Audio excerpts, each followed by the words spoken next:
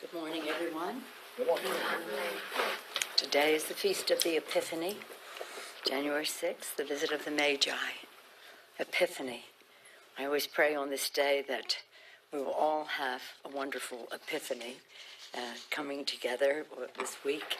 In this first week of the new Congress, on that opening day, Democrats pledged to stand our ground on issues of concern to protect Medicare, Medicaid, Social Security, the Affordable Care Act, and we also said we would work to find common ground on issues that would grow our economy, raise wages, have good-paying jobs, and meet the needs of the American people. We were hoping on that day that there would be such an economic initiative put forth. Instead, as you know, the Republicans put forth a measure to violate freedom of speech as well as to overturn they attempted to, the outside ethics commission, which they have now reversed. But anyway, I don't think it was a good opening. Instead of focusing on creating jobs, they've declared war on the health of our country. You have seen, we came together, Democrats from the House and Senate, to talk about protecting our care, to refuse to participate in what the Republicans will do to make America sick again. In the rule, the opening day rule, the Republicans admitted that repealing the ACA would add cost to the budget, would increase the budget, and that's why they had a provision in there to reject their own rules on the subject of not having a point of order when you're going to increase cost to the taxpayer. They also had a provision in there to move mandatory spending to discretionary to make it something that cannot be counted on for the American people. So again, if the Republicans decide that they're going to remove the guarantee of Medicare, we will be there to protect the American people, and the list goes on. When they want to repeal and replace, as I've said to you before, repeal and replace has only alliteration going for it. It has no votes, it has no ideas, it has no proposal.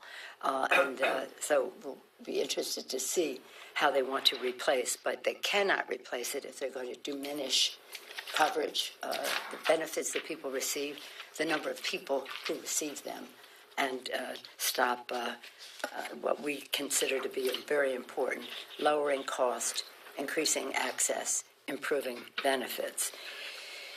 Here, this morning, we had a very interesting presentation, the Gang of Eight. That would be the House and Senate Democratic and Republican leaders, House and Senate Democratic and leaders of the Intelligence Committee. That's the H. It was really quite a stunning disclosure. Right now, as we speak, the four briefers are on their way to brief the president-elect in New York. Later in the day, some of the report will be released to the public. I would hope that we could get more. I know we, as a long-time intelligence person, I know we have to respect sources and methods, but I think that even Congress has to right to know more than they want to disclose to Congress beyond the Gang of Eight. So this will be interesting in terms of what the disclosure is of this report, but suffice to say it's stunning in its conclusions, and you'll see some of it. They are now briefing the president-elect, a person who has tried to discredit, disparage, and dismantle the existing intelligence community because he doesn't like some of the things that they're putting forward.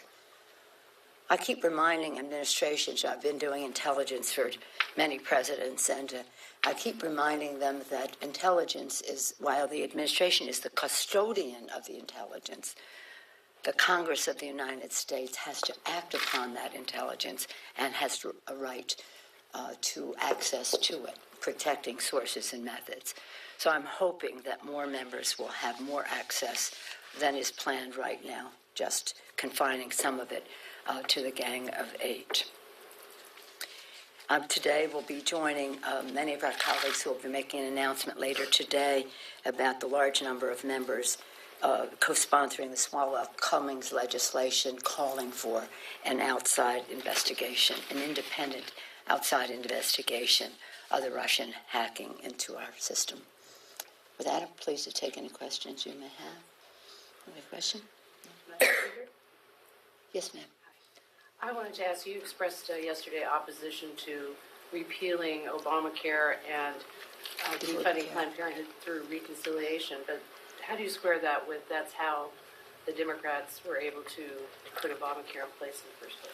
Actually, thank you for asking that question. The Affordable Care Act was passed not under reconciliation when it first came to the Congress. So the main part of the bill, House and Senate, was not under reconciliation. The final version, which was just some tweaks I would have liked more, were what were done under reconciliation. But the bulk of the bill, if you look back to the history of it, the bulk of the bill was done not on the 60 vote rule, not under reconciliation. So. But it passed without a single Republican vote. Well, we had 60 Democrats. We had 60 Democrats then. And then the two bills passed, and then the Senate bill was a little bit different from the House bill. So on some of those changes, which were not, shall we say, structural, it was just some changes in the legislation that did go under reconciliation. But by and large, the whole process was done with the 60 vote, hundreds of hearings, bipartisan, over and over again. Some Republican amendments taken, some Democratic amendments taken, some Democratic and Republican amendments modified, some Democratic and Republican amendments rejected. They were treated in a similar fashion. Madam Leader? No, yes, ma'am. Two questions. One, do you know if the House Democrats are going to object to the Electoral College today, have found a senator to support them? And two, what are your thoughts on this potential House GOP plan to fund a border wall through the appropriations process later this spring? Well, the first question, I don't know. I don't believe that there is a senator who's participating. As you may recall, in 2004, Senator Boxer join the effort, and if you have if you have a senator and a House member, you can go forward and have debate time and the rest of that. But if you don't, you can't. So I don't believe they have that. I don't know who will show up and object, but probably somebody will. On the second question, it's pretty interesting to see that the Republicans would put, $14 billion in a continuing resolution to build the wall. I don't know. I think that's a heavy sell. I think that's a tough sell for them. Yes, Jonathan. You mentioned earlier about the rules package and things about debate, and I was just curious. When you look at that debate, it seems to be the question of the speech and debate clause versus the constitutional prerogative for the House to make its own rules. Are you arguing that speech and debate is primacy over the ability of the House to make its own rules? I think that the Constitution of the United States and the freedom of speech takes precedence over everything else. And for the Republicans to say, if you express your point of view on the floor of the House, the sergeant at arms can make a determination that you have violated a rule of the House and deduct from your pay a fine. And this is completely outrageous. Completely outrageous. So it's not a question of one or the other. It's all about freedom of expression. And in making rules of the House, we don't make rules that violate the Constitution. So it all comes back to the Constitution of the United States. Madam Leader. Yes, ma'am. Having seen the Gang of Eight briefing, having seen Yes. this new report, do you believe that what the Russians did cost Hillary Clinton the election? I would say this, regardless of the outcome of the election, the American people have a right to know what a foreign power did to disrupt our election. And that's really the point. It doesn't matter. I mean, it matters who won. Do you think it affected the outcome? I'm sorry? Do you think it affected the outcome? Well, when you see the report, you'll make a judgment about that. But what's your judgment? That's what I'm asking. Well, I have thought that I have said all along that the Russians' disruption of our election, which is clearly evident in their. When you make a judgment about these things, you look at what is the source? What is the source of the disruption? What tools does that source have at its disposal? What is the path they use to the target? And I think when you see this report, you will see with confidence how the intelligence community has identified what we have seen, and I knew from the disruption at the DCCC. We knew it was the Russians, not from any classified information because I could never disclose that, but from our own investigation, which was costly to identify the source, the tools, the path, and the target. There is no question that the Russians disrupted, and then they released the information so that to a source that, and this is the path, which would then, on a partisan basis, only release Democratic emails. I really say to you, my friends in the press, with all the respect for the guardians of the First Amendment that you are accomplices in this. Because every single day you reported that there was an email that was embarrassing to the Clinton administration without saying we know this because of disruption by a foreign power into our electoral system. You knew that. You knew it was the Russians. And so, did it affect the Clinton campaign? Of course it did. Of course it did. Would it have come out differently? I don't know, because there are many factors in an election. But you read the report, and then we'll talk again about what the purpose, the source, the tools, the path, the purpose, and the target. And that would be the purpose, the target of it. And that's why people have some level of dismay today on the vote, getting back to your question about the Electoral College.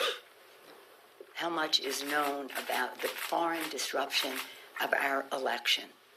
How much information was released with that purpose to hit a target? How much of it was altered? Why was it just Democratic emails that were released? And why wasn't there really a report that said this information comes to you from radio-free Putin? Nobody ever really made that. And after the election, everybody said, oh, we should have said and all that. But I think it was very clear. I think everybody knew that whatever it was coming from a disruption of our election. What should the response be from the U.S.? You say this is a stunning report. What should let's see the report. It's no use talking about it until you see the report today, and I wish that you could see the entire report, but protecting sources and methods is a very high priority for us, but I think maybe the intelligence community in their protecting sources and methods could maybe release a little more information, at least to members of Congress, if not to the public domain. Yes, ma'am. Senate Democrats want the Office of Congressional Ethics to investigate Congressman Price. What are you doing to make that happen? I'm not doing anything to make it happen. I served for 7 years on the Intelligence Committee. 6 years is the limit. But I was blessed with a waiver to serve for 7. And the last thing I ever wanted was any involvement of the leadership in our nonpartisan investigations. But it is important for people who have a responsibility of confirmation and the rest to have information necessary for their making a vote on confirmation, and that's what the Senate has asked for. A public citizen has written to the Office of Congressional Ethics with a detailed complaint on a matter of Congressman Price's trades, at the same time as he was acting upon them. I think it would be important for the OCE to swiftly move to review that information before the confirmation hearing. It's interesting, this all came out later in the week, but it's interesting that the Republicans tried to start the week by completely defanging the Office of Congressional Ethics, the outside Office of Congressional Ethics. And this is a place where this can come forward. Okay, that's it. Thank you. On the Electoral College, can you just clarify, are you encouraging the objections today? Are you encouraging? I'm encouraging them, but I will be there and I'll support those who object. But there, it's a very narrow parliamentary. We went through this in 2000, after the election of 2000, 2001, 2005, and now we're here. You know how it works. The vice president presides, so Joe Biden will be in the chair. A little easier than when it was Al Gore in 2001 in the chair when we were challenging that. But what it takes is a senator and a House member to both agree to object, and then it turns into 2 hours of debate. One in the Senate, one in the House, something like that. And then there's a vote. And it's not going to have an impact on the outcome of the election. So that's not the point. But I think that people don't want the day to pass without registering concern about, in some cases, members are concerned about voter suppression. Some cases, they are concerned about Russian influence on our election. There are a number of concerns, but really, it's not going to have an impact at the end of the day. Donald Trump will be, and Mike Pence will be elected president of the United States by virtue of the Electoral College, and that's what will happen today. So members will see who comes. I support it. I'm not encouraging it, but I certainly support what they are doing. And I think, quite frankly, there's nothing they could say in there that would be an overstatement of the reasons why we should have a fair discussion. But the fact is, you can't do it on a one-house basis. Thank you. Jim Kelly.